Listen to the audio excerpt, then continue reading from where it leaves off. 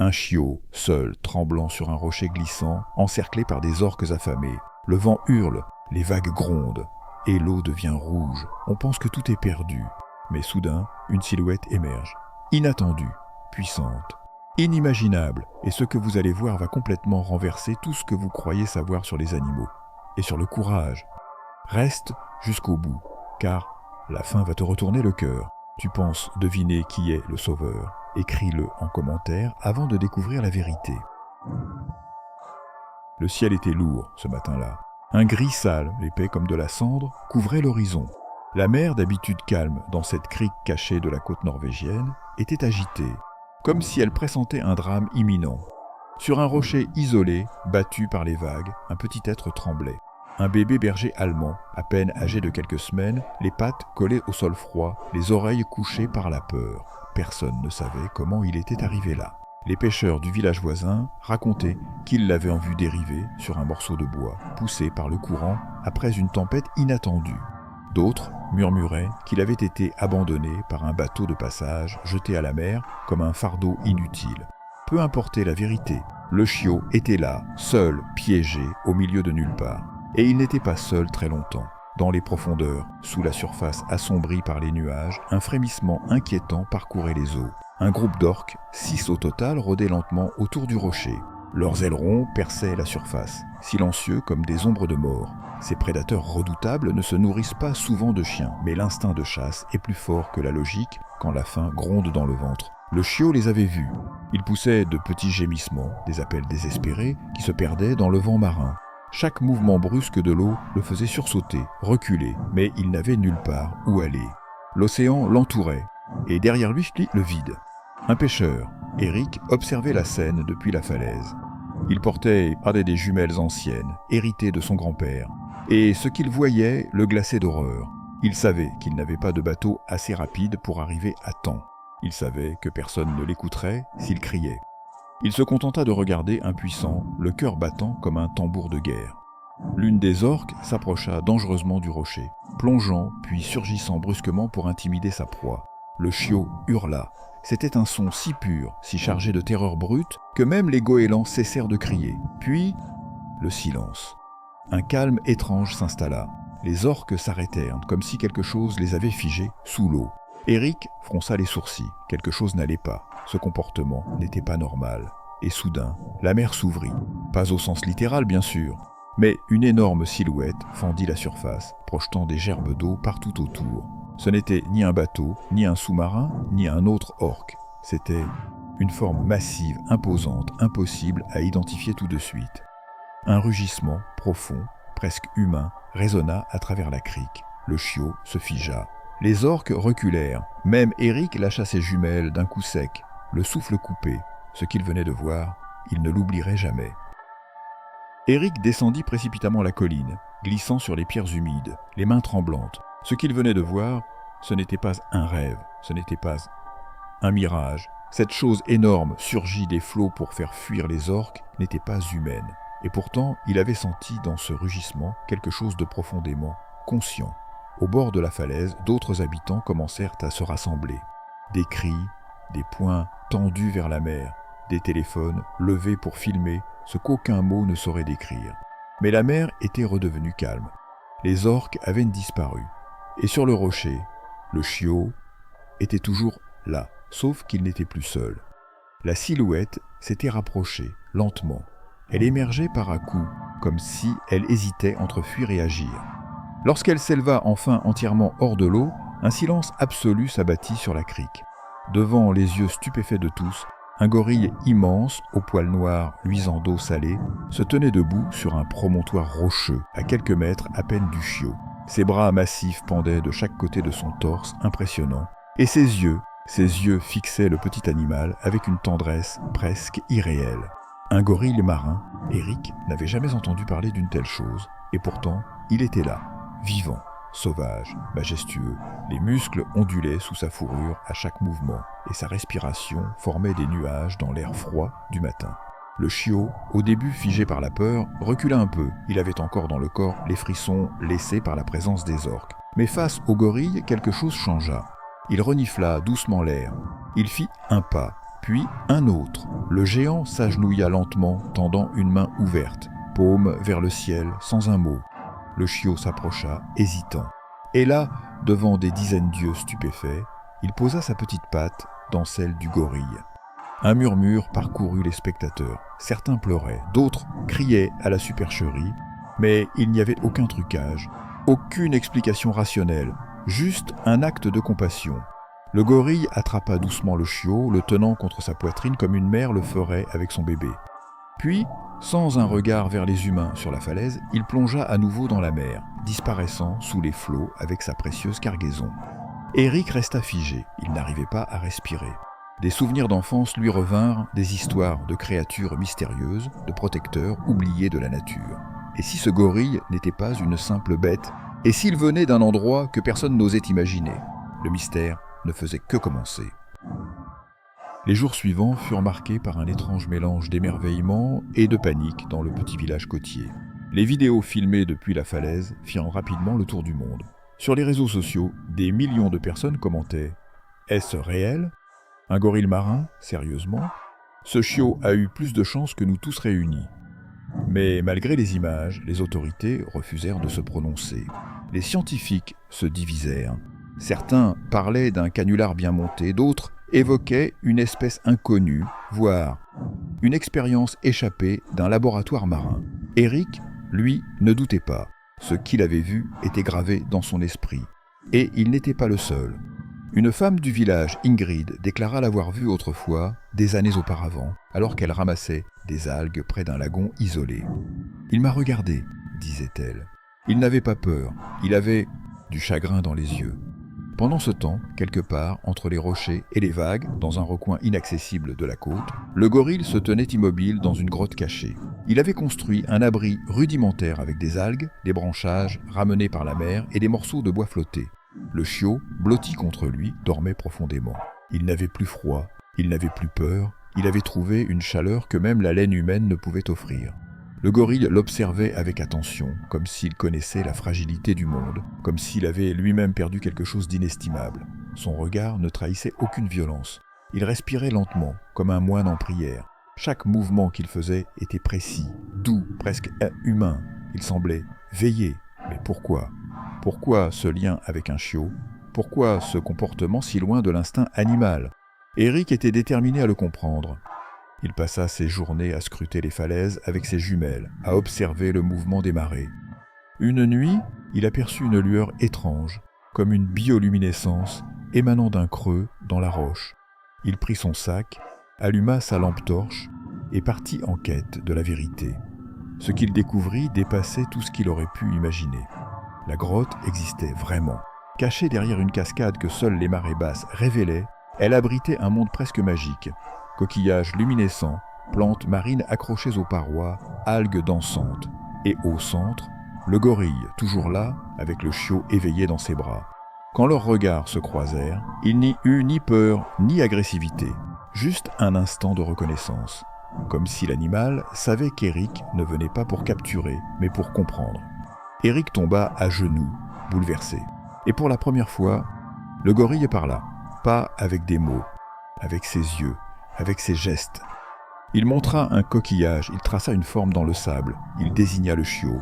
Un message naissait, lentement, mais clairement. Ce gorille n'était pas un simple animal, il portait une histoire, un but, et ce chiot faisait désormais partie de cette mission mystérieuse. Depuis sa découverte de la grotte secrète, Eric ne dormait presque plus. Chaque nuit, il retournait discrètement observer le gorille et le chiot, assis derrière une paroi rocheuse, respectant une distance prudente. Il ne voulait pas effrayer l'animal, ni briser ce fragile équilibre. Il notait chaque détail dans un carnet, les gestes du gorille, les réactions du chiot, les sons étranges émis parfois comme des soupirs venus d'un monde oublié. Mais ce qui fascinait Eric, au-delà de tout, c'était cette complicité muette entre les deux êtres. Le chiot semblait comprendre le moindre mouvement du gorille. Et inversement, leurs regards se croisaient comme deux anciens amis qui n'avaient pas besoin de mots pour communiquer. Quand le chiot tremblait dans son sommeil, le gorille posait délicatement une main sur lui comme pour le rassurer. Quand le gorille se perdait dans la contemplation de la mer, le chiot venait poser sa tête contre sa jambe comme pour le ramener au présent. Un soir, alors que les vagues frappaient violemment les rochers, Eric fut témoin d'une scène bouleversante. Le gorille, pensant être seul, se mit à frapper doucement sa poitrine, en rythme. Ce n'était pas un geste de menace, c'était un appel, un chant silencieux. Son regard se leva vers le ciel étoilé, et ses yeux brillèrent d'une larme qu'il n'essuya pas. Eric comprit. Cet être immense pleurait. Mais pleurait-il pour lui-même, pour le chiot, ou pour quelque chose de plus vaste? Une douleur ancienne, une perte, un monde disparu? Le lendemain, Eric prit une décision risquée. Il retourna à la grotte avec un petit sac. À l'intérieur, une couverture sèche, un sachet de croquettes pour chiots et un vieux livre illustré sur les animaux. Il s'agenouilla à l'entrée et attendit. Longtemps. Quand le gorille apparut, Eric ne bougea pas. Il posa simplement les objets au sol, recula doucement, puis s'assit, mains ouvertes, comme un signe de paix. Le gorille s'approcha lentement. Il renifla les objets, observa la couverture, goûta une croquette, puis leva les yeux vers Eric. Et dans ce regard, il n'y avait pas de peur. Il y avait reconnaissance. Ce jour-là, un pacte silencieux se forma. Eric ne parlerait à personne de l'endroit exact de la grotte. En échange, il pourrait revenir, apprendre, observer et peut-être même aider. Mais le monde extérieur n'était pas prêt à attendre.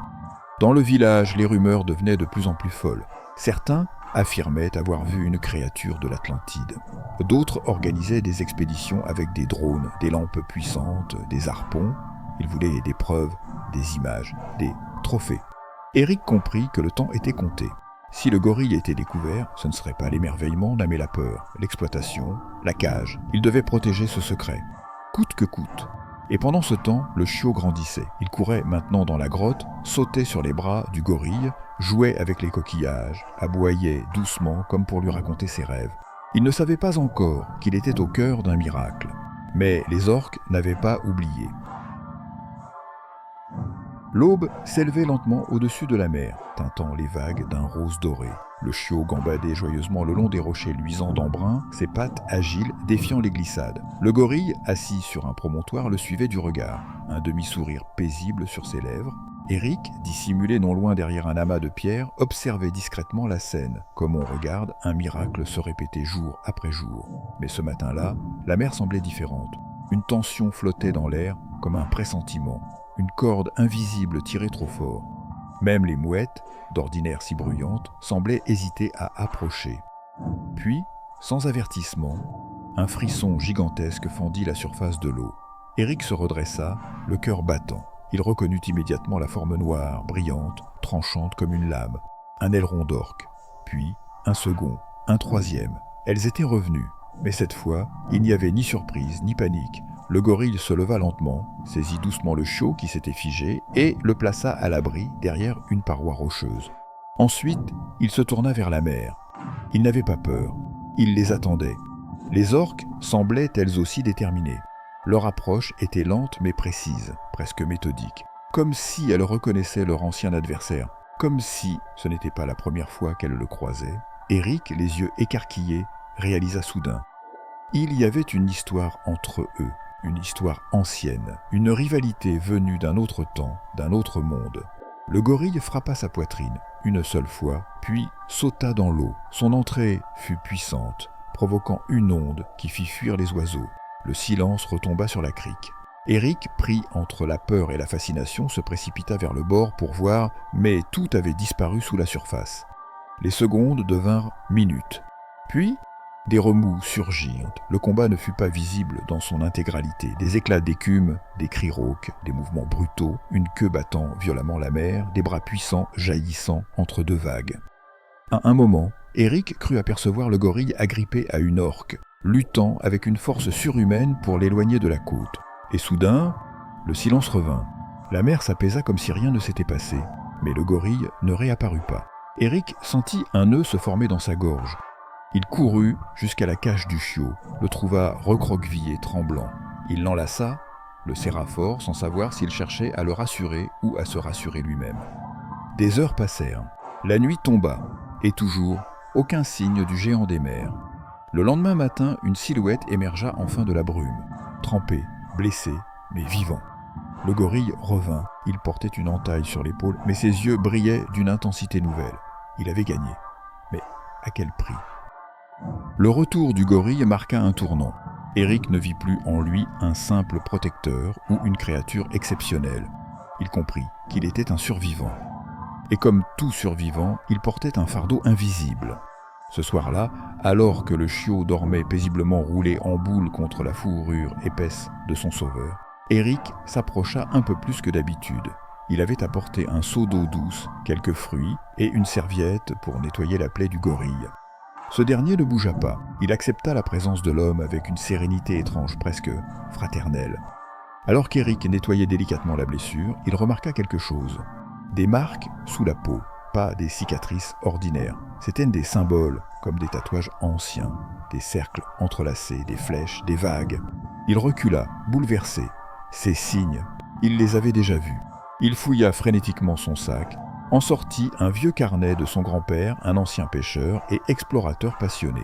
À l'intérieur, une page contenait exactement ces mêmes symboles. Légendés simplement, le peuple des abysses, gardien oublié. Et si ce gorille n'était pas une anomalie, mais le dernier représentant d'une espèce ancestrale, une espèce que les humains avaient peut-être connue autrefois, et détruite, la gorge nouée, Eric leva les yeux vers lui. Le gorille le fixait, il savait qu'il avait vu. Il savait qu'Eric comprenait enfin, mais il ne montra aucune colère. Seulement de la tristesse, une immense mélancolie. Puis, doucement, il tendit le bras et lui remit un coquillage. Pas n'importe lequel. Une spirale nacrée, brillante, au motif identique au tatouage. Eric le prit avec respect. Le gorille posa ensuite une main sur son cœur, puis sur celui d'Eric. C'était un message. « Tu sais maintenant, tu as vu, à toi de protéger. » Le chiot, réveillé par l'émotion ambiante, s'approcha, posa une patte sur le coquillage et aboya doucement.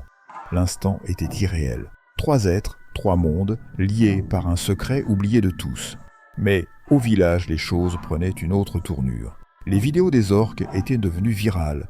Des journalistes, des scientifiques et même des chasseurs de primes affluaient sur la côte. Des drones survolaient la mer. Des plongeurs exploraient les criques. Quelqu'un finirait par découvrir la grotte. Eric n'avait plus le choix. Il devait agir. Il retourna au village cette nuit-là. Il coupa l'électricité dans la station d'observation, sabota les caméras, détourna les drones avec des signaux parasites. Il mentit aux journalistes, fit croire à une mise en scène avec des effets spéciaux. Il fit tout pour effacer la trace de la vérité. Et il savait qu'il ne pourrait pas le faire éternellement. Au matin, il retourna à la grotte, mais elle était vide. Le gorille était parti, le chiot aussi. Il ne restait que le coquillage posé sur une pierre et une empreinte de main gigantesque dessinée dans le sable humide. Un message d'adieu ou une promesse. Eric resta longtemps debout dans la grotte vide, le regard fixé sur l'empreinte laissée dans le sable. Autour de lui, le silence pesait. Le chant des vagues s'était tu. Même le vent, d'habitude si vif sur cette côte, semblait retenir son souffle. Il tenait encore le coquillage dans sa main comme un talisman, comme un dernier lien. Pendant plusieurs jours, il fouilla la côte, interrogea les marées, traqua les empreintes. Mais rien. Le gorille et le chiot s'étaient volatilisés. Ou plutôt, avaient choisi de disparaître. Le monde, lui, avait repris sa frénésie. Les médias avaient finalement lâché l'affaire, lassés de ne rien trouver de concret. Les drones s'étaient envolés vers d'autres mystères à monétiser. Et les scientifiques avaient conclu à un canular, habilement orchestré. Seuls quelques forums d'initiés continuaient à parler du gardien des abysses. Un surnom donné par les internautes au gorille mystérieux. Mais Eric savait. Il avait vu, il avait vécu. Des semaines plus tard, alors qu'il réparait son vieux bateau, une jeune fille du village accourut, essoufflée, tenant quelque chose entre ses bras. C'était un carnet détrempé, retrouvé accroché à une bouée échouée sur la plage. Elle croyait qu'il lui appartenait. Ce n'était pas le sien. Eric l'ouvrit, et son cœur rata un battement. À l'intérieur, une écriture fine, presque enfantine, des dessins, des symboles, et au milieu d'une page, une peinture simple. Un gorille tenant un chiot dans ses bras, sur fond d'étoiles et de mer. La signature en bas, « Nous sommes là ». Il comprit aussitôt. Ce carnet était un message, peut-être de ceux qui les avaient vus, peut-être du gorille lui-même, car certaines légendes ne meurent pas. Elles dorment, elles se déplacent, elles attendent que le monde soit prêt à les entendre. Les mois passèrent. Eric décida de quitter le village. Il s'installa plus au nord, dans une cabane près d'un fjord isolé. Là, chaque matin, il déposait un fruit au bord de l'eau. Parfois, au lever du jour, il trouvait le fruit emporté et, à sa place, un coquillage. Jamais le même, tout différent, comme un langage. Et une nuit, alors que la lune était pleine, il l'aperçut. Une silhouette massive, immobile, sur un rocher à l'horizon. Le chiot, devenu adolescent, était debout à ses côtés. Ils ne s'approchèrent pas, ils regardèrent simplement, puis disparurent dans la brume. Éric sourit, le cœur apaisé. Il savait que leur mission n'était pas finie, que d'autres êtres avaient besoin d'eux, que quelque part, dans le vaste monde, le gardien des abysses veillait encore. Et à ceux qui doutaient, il n'avait qu'une réponse. Regardez mieux, écoutez mieux. Parfois, le miracle est là, juste sous la surface. Et si les véritables héros n'étaient pas toujours ceux qu'on attend, cette histoire vous a touché ? Alors likez, abonnez-vous et partagez-la avec quelqu'un qui croit encore en la magie du lien entre les espèces. Et vous, que feriez-vous si vous voyiez un gorille sauver un chiot ? Dites-le en commentaire.